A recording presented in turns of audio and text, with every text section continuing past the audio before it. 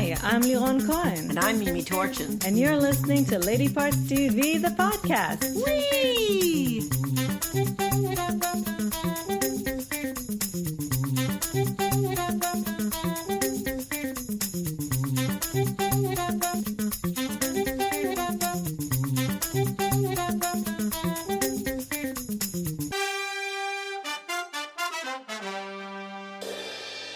Happy New Year, everybody. We're just jumping right into it, I'm jumping right in. Okay, Happy New Year. Happy New Year. We hope you had a good and safe New Year's Eve. Yes. And so we're going to give you the stats, but we just want you to know that at the end of this podcast, there'll be a full discussion of the Queen's Gambit. So for those of you who have watched it, who are okay with spoilers, yes, if you haven't watched the Queen's Gambit yet, go watch it right now. Immediately. And plan to spend 7 hours? 7 hours. 7 hours doing nothing else. Exactly. But our stats, which are very sad today, well, we because of the Queen's Gambit, yes, which was all written and directed by the same guy practically, we watched 10 primetime shows. One was written by a woman, 10%, and two were directed, 20%. So we have more directors and writers. That is probably a first. Yes.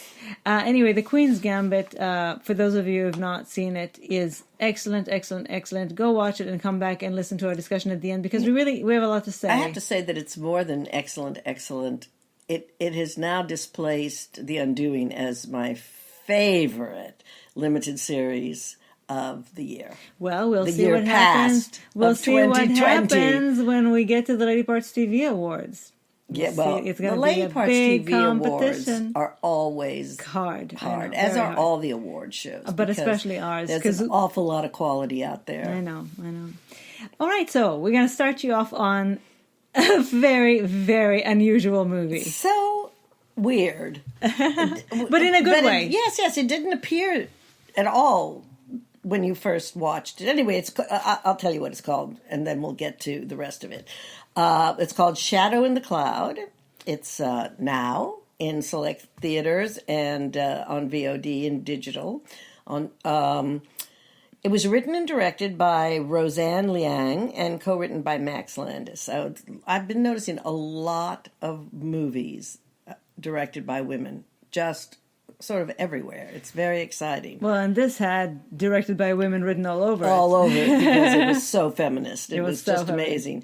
It stars Chloe Grace Moretz, who was just phenomenal. She's so cute. And she sold every single element of it. Even the crazy. Even when they started throwing everything, including the kitchen sink at us. She just was fantastic. I expect to see her very soon in a superhero movie. Yeah, maybe she's already been in one, because apparently I don't she's already watch them. done 60 movies. Yeah, and she's 23 or something. Yeah, and she's also adorable. A bunch of guys. Yeah, and a bunch of guys. A bunch of guys. Chloe Grace Moretz and a bunch of guys. You'll recognize a couple of them, but it's not even worth And anyway, she's the them. star. She is the star. Practically every single frame is her. And it's very interesting because it's like 3 movies. And all 3 rolled different up in movies. one. It's in World War II, and Captain Maud Garrett, who is a flyer, a pilot, yeah. A flyer? Yes, that's what they used to call me in the old days, yeah. That's very funny. Flyboys. Remember, I grew up in an Air Force she's town, a fly girl. We always used to call them flyboys. She joins the all-male crew, at the very last minute, of a B-17 bomber, and she has a top-secret package with her that cannot be opened. Supposedly, she has to keep her eye on it at all times. It's a big government secret. The guys are such assholes. It's like, what's a woman doing on our plane? Oh, no. And they're such raucous, rude, lewd, despicable guys. Most of them, of course, turn around because she is amazing. She really knows things. She's a kick-ass. They stick her down in a gun turret where it's freezing. There's no room even for her little legs. She's not very big. And she really proves her mettle So it's kind of a war film Yes, rolled up in a horror movie. film, and just a feminist, kick-ass. I mean, she's like Wonder Woman. She really is. That's right. That's the last element is kind of a superhero, and she is so terrific. And I could see how she would win those guys over slowly, albeit, but still. It was a very unpredictable movie. It was a weird little movie, but we really enjoyed it. We didn't even like roll our eyes and go, what the Because it was just fun. Because it was fun and it was very well done. And it was very fulfilling. And they all sold it, aspect actually. of it. They took everything seriously. The director said that she wanted to make a movie that found the sweet spot between fun, heart, and spectacle. And you know what? I think she did. There was a lot of special effects and things in the plane. Which were very complicated. Were very difficult, I'm sure, to pull off. They were very believable. It was great. It was just have fun. It's just something to enjoy yourself. It's an hour and 23 minutes. It's just from reality. And she was great. Yeah. She was great. It was really, really good. Shadow in the Cloud. Available now on various platforms. Yep. Okay, on to a very realistic movie. Which is available now on Amazon Prime. It's called Radioactive, directed by another woman, Marjane Satrapi, written by Jack Thorne and based on the book by Lauren Redniss, starring the phenomenal Rosamund Pike. I have always liked her, but this I think is her finest agree. performance I would like to to see her being nominated for this performance.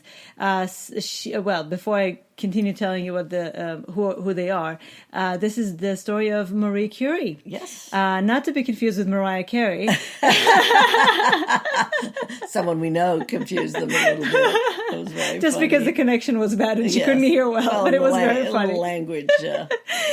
The woman who, of course, the scientist who discovered radium and polonium. So Rosamund Pike plays Marie Curie. Sam Riley plays her husband. Catherine Parkinson, whom you might remember from Humans, whom we love, is in a small but very good role. Mm-hmm. And Anya Taylor-Joy, about whom you will hear very much in a few minutes, because she's the star of The Queen's Gambit. She plays her daughter. And it's funny because after watching The Queen's Gambit, I said, I would love to see her do something else and see, her range. Her range, right. And she does play quite a different character, although still someone strong and smart. So this is a movie. I have a feeling that it kind of disappeared a little. I don't know why. Kind of buried in Amazon, but you should really go check it out. First of all, I did not know the story of the life of Marie Curie. No, I had no idea she was a Pole. Maria Sklodowska Curie. But this movie, what it did, which was very interesting, it weaved together the present of her. I mean, the present then, of the film, yes. Her love life, her marriage to her husband, and of course, he was her partner in science, and so it went together. Her scientific discoveries, her own character, which was very strong. And at the same time, it constantly flashed forward into history. The future, to future history, right? But to the future of then, the history of now, of how humanity both used and abused her discoveries, both for good and very great ill. Great ill, indeed. I can see how we haven't read any reviews, but I can see how some reviews might say that it didn't work, that it was too sentimental. Whatever. I thought it worked very well. I thought it was very provocative. Mm-hmm. I thought it was. It gave me chills to think about, because also it's important to show it in the context of her life, for her to understand. She didn't. For her to understand, with the great discovery, with her, wonderful achievement, what it actually caused in the world, is quite painful. I think she had an inkling, and of course, because there was reason to, that it could be used to very ill effect, and that it was dangerous. But you are always shocked at what humans can do. I mean, when I'm we never saw shocked at what humans will do, and more so after maybe by 2000. 2020. Maybe by now, that's what I was saying. But you don't want to believe that could be. And of course, yes, there were 2 world wars that, but and then you see also how, again, thinking about world wars and what she went through there, it can be used to great effect to help people. But it also was used in such horrifying ways. I love this movie. I love Sam Riley, who played Pierre. But Rosamund Pike was phenomenal. She was the movie. Yeah. I mean, she was definitely the movie. And she's a very strong actress. She is. I've been really enjoying her. Yeah. I don't remember the name of the last film. The war the correspondent. War, yeah, when she was the also journalist. Phenomenal in. Yeah. Another one that came and went and a real life character. And went nowhere. Yeah. I think she was nominated for that role. I'm pretty sure. Anyway, this is called Radioactive. It is available on Amazon Prime as part of your subscription, so we highly recommend that you go and check it out. Yes. And learn some history too. Yeah. And some science. And before we go on to the Queen's Gambit, and now if you've had PTSD from 2020, and now that we're in 2021, you don't even want to look back for a second. We don't blame you, but if you do, look back with a smile, because with actually sometimes a laugh out loud. Oftentimes a laugh out loud. Netflix has a special called Death to 2020. And created by Annabelle Jones and Charlie Brooker, who collected together some of the most hilarious people. Lisa Kudrow, Leslie Jones, Hugh Grant, Tracy Ullman, a couple of women whom we didn't know before, but we know now. Diana Morgan and Kristen Milioti, sorry. And this is what it is. They basically review the events of 2020, the unfathomable collection of review of events of 2020. It's like a documentary. Right, but it's a mockumentary.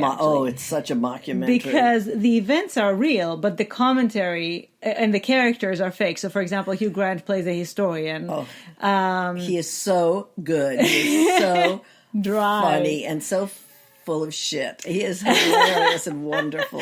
And so they comment on the events and how things happen, and it's just funny. Just, it's my favorite thing. It's kind of therapeutic a little bit in a long time, because she did it like she didn't shout. She did it like a real person, and she was very also droll and terrific. It was very funny, very clever. Yes, and true.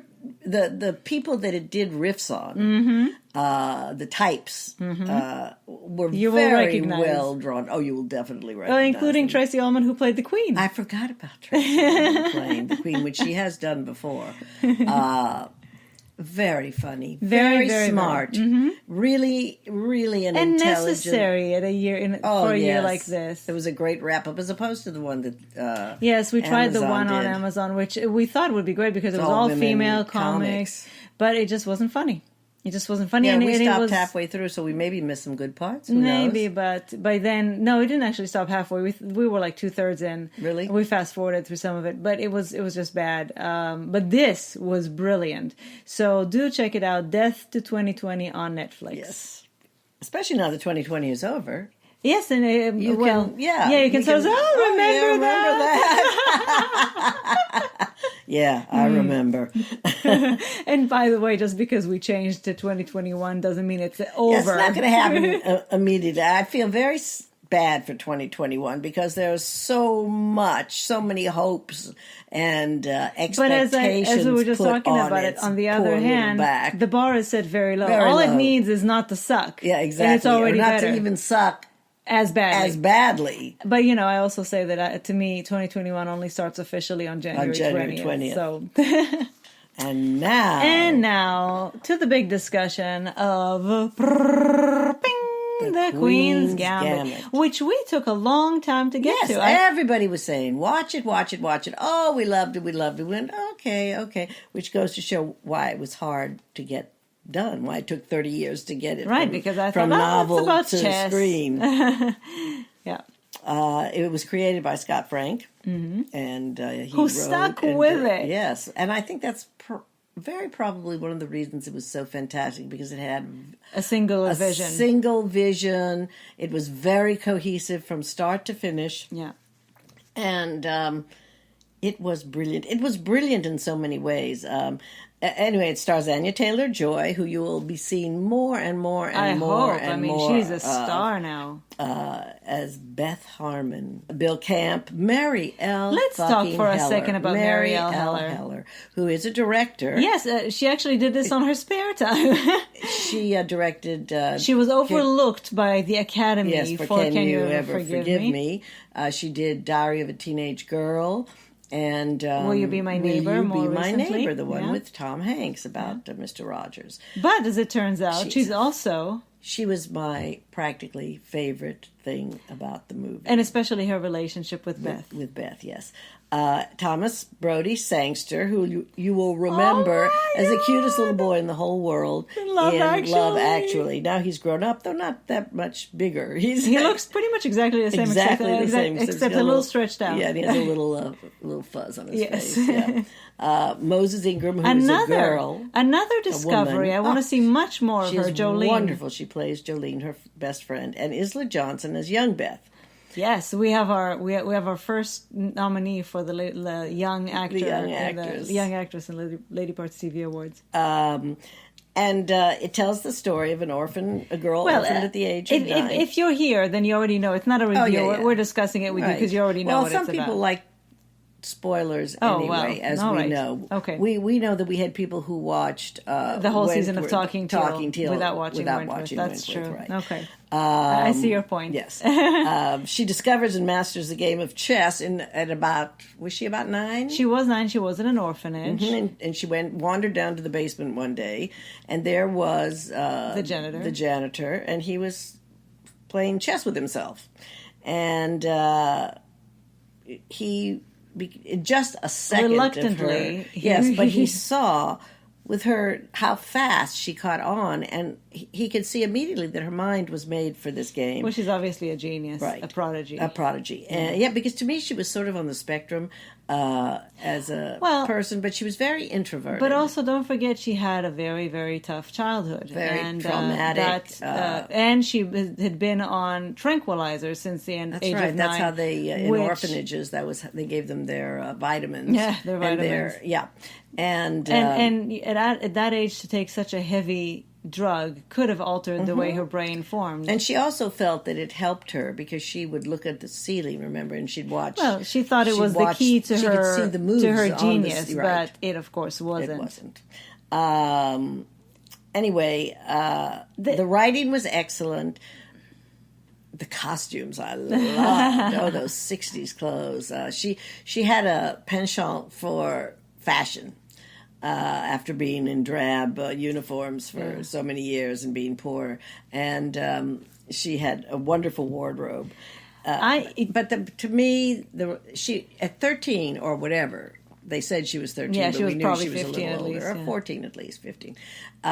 She was adopted unbelievably at that age by a couple because the woman needed a companion. It was a horrible husband. He was just completely... She had lost a child. She had lost a child. And she was depressed. And she was basically the representative of women in those years. In those years, exactly. Because she was also highly intelligent. Repressed, talented. unable to reach her potential. She was a fabulous pianist. Mm-hmm. And her husband treated her like crap. Right. Like she was a piece of furniture. And not even that. Like she didn't exist. He was a traveling salesman. And I think basically what they alluded to the fact that she was kind of like as a replacement for a pet. Yes. Because her husband was allergic to... She loved animals and her husband was allergic. There were pictures of them all over there. And so they got a kid to kind of keep her busy, and they knew she wouldn't be able to take care of a baby, so they got a grown-up child. Mm-hmm. But as soon as that bloody man was out of the picture, guess what? Women thrive when the man is out of the picture. I loved their relationship. It was the most beautiful thing in the movie. It was the favorite thing. My favorite thing about the movie. The show. The show, yes. It felt like a movie. It was so grand. I know. And they scared me in IMDb because they said she had only 2 shows, and we got the gift of a third show. Yeah, it was really wonderful. And of course, then when she lost her, that was the beginning of the deterioration. A very bad time in her life. But then Jolene comes back. Jolene came and pulled her out of it. And the ending could have been, a lot of people, the show was very edgy. Dark, very edgy, yes. Very dark. And she was on a very big path to self-destruction. And it would have been very easy because that's supposedly the way it goes. The artistic thing to do. Especially with chess players, because chess is so immersive. But what I mean is when you have these kind of edgy shows, they are under the impression that giving you a good ending or a hopeful takes ending. The edge away. Yes, right. It's like, it's like selling out. Yes, and didn't one of the reviews that you read said something like that about that it fell apart in the end or something? A little bit. Not that it fell apart, but that the ending... I felt that we needed it, we especially deserved after... it. She deserved it. Right, especially after that penultimate episode where she was just she spiraling, fell down the rabbit hole with a drink me in one hand and a pop me with the drink in the other hand. And so to have that final episode where she understood intrinsically for the first time, after going through revisiting her youth, her childhood, thanks to Jolene, and kind of having who was a her closure, best friend her only friend in the orphanage. At the orphanage, who that gave her closure. That I think she had spent her entire life running away from that beginning, especially with those memories, those very disjointed memories of her mother. Which were very awful. The memories, not her mother, and then to be able to have that closure, and then understand the importance of friends, that your friends are like chosen family. Your family, and that she wasn't alone. I think she could rely on others. I think she felt very much alone. Yeah. She was and they say that there's a wonderful scene that she has with Benny, who's what's his name? The boy Sangster. From Love Actually. Yeah. Thomas Brody Sangster, where he says that the Russians have an edge because they play like a team. Mm-hmm. They help each other. Whereas America are individualists. Everyone is an individualist, and they don't want to let other people in, and they don't want to take advice from anyone. And they changed that for them, and it works brilliantly both for, in fact, and for her soul. But I'm happy that in the end, it was her who won for herself, because he did an unexpected move. And so she came up with an even more unexpected move. And she came up with it herself. So she could really say that she was the one who did it in the end. It wasn't just the team effort that got her there. But I think the support really... I think that gave her all the confidence. And that sweet Towns came to be with her. I kept on saying he has to show up again. I don't remember who played him, but I just adored him. Anyway, it is sublime. It is one of the most intelligent, fascinating, immersive. I was driving Leron crazy because I wanted to talk about it afterwards, and we always watched it till late. And I wanted to say, do you think this happened to her? Do you think her life went this way? What if she, we just watched it. We'll watch some more tomorrow. I couldn't take myself out of it. I thought about it a lot. That's why actually I couldn't binge on it. I could only watch one at a time, and then in the end we watched two at a time. Right. But because it was first of all, it was so dense. I felt like my God. I was eating such a rich meal that at the end of it I needed to take a break and let it digest first. Mm-hmm. Also, at some point when it became very self-destructive, I felt those things make me feel physically ill when somebody really treats their body kind of like a trash can. So it was very hard to watch, but it was their mind. Yeah, but I was just so. It was such a world. Oh, it really sucked you in. Everything about it. I mean, and the set design. It was phenomenal. And the clothes. And of course, period. Yes, it really took you to the place, and it took you to her mind, and you got to know these people. The cast was not expansive. It was, you got to know Small the world. people, yes. Yeah. And I just want to mention, by the way, that Towns was played by Jacob Fortune Lloyd. Oh, those three name Brits. He's lovely. And anyway, we really loved it. It's one of the best TV series events I've ever seen. As we said, it took 30 years to do it because everybody kept on saying... And 9 rewrites. Yeah, nobody's interested in chess. Well, as it turns out, you are interested. The chess is fascinating, Well, even and if now- you don't play. and But now of course, the- it was the world. And now that the sales for chess boards, 1,000%. right? I personally didn't make me want to play chess, but when you build a story with drama and with interesting characters, then it can be about anything. Well, I know my cousin Craig taught me how to play chess, and I can't even really say I play chess. I move pieces on the board defensively. I have no idea of any kind of offense or anything.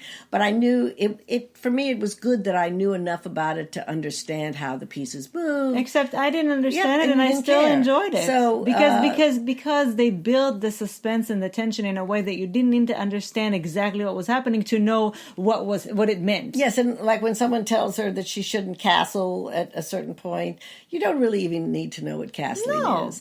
And, the point was that because she was proud and didn't want to take his advice, she lost. Right. That was the point. Not the castling, not the Right. chess play, Yes. but her arrogance. and they spent plenty her- of time looking at, focused on the board and the moves.